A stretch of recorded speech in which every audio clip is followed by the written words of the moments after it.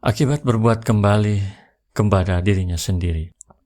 Allah Subhanahu wa Ta'ala menyebutkan tentang nikmat-nikmatnya yang telah Dia berikan kepada hamba-hambanya melalui apa yang telah Dia tundukkan bagi mereka, yaitu laut. Allahul ladzi sya'ara lakumul bahra litajriyal fulku fi bi amrihi walitabtagu min fadlihi wala'allakum tashkurun. Allah lah yang menundukkan lautan untukmu supaya kapal-kapal dapat berlayar padanya dengan seizinnya, dan supaya kamu dapat mencari sebagian karunia-Nya, dan mudah-mudahan kamu bersyukur. Sesungguhnya yang menjadikan demikian adalah Allah. Dialah yang memerintahkan kepada laut untuk membawa kapal-kapal dapat berlayar padanya. Laut bisa menjadi sumber ekonomi melalui berdagang dan mata pencaharian lainnya.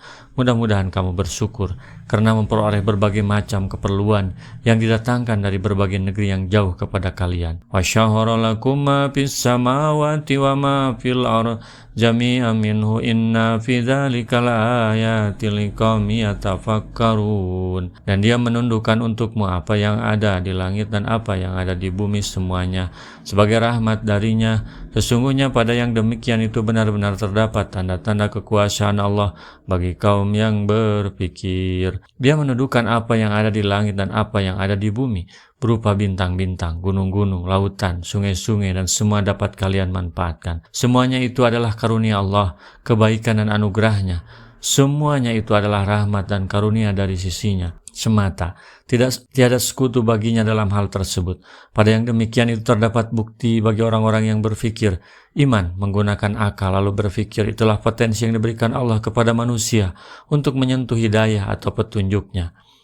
Qul lil ladzina amanu yaghfiru lil ladzina la yarjuna ayyamallahi liyajziya qauman bima kanu yaksibun. Katakanlah kepada orang-orang yang beriman, hendaklah mereka memaafkan orang-orang yang tiada takut akan hari-hari Allah, karena Dia akan membalas sesuatu kaum terhadap apa yang telah mereka kerjakan. Hendaklah mereka memaafkan orang-orang tersebut dan bersabar dalam menghadapi gangguan dari mereka. Hal ini ditetapkan di masa permulaan Islam.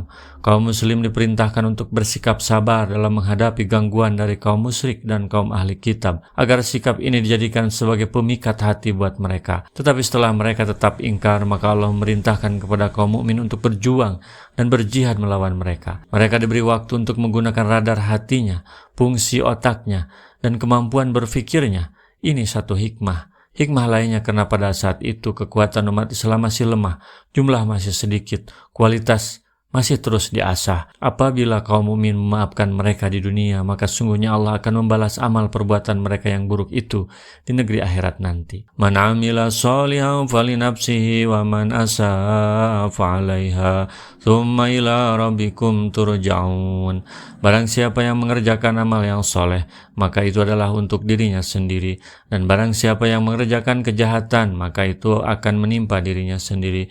Kemudian kepada Tuhanmu lah kamu dikembalikan. Kalian dikembalikan kelak di hari kiamat kepada Allah Subhanahu wa Ta'ala.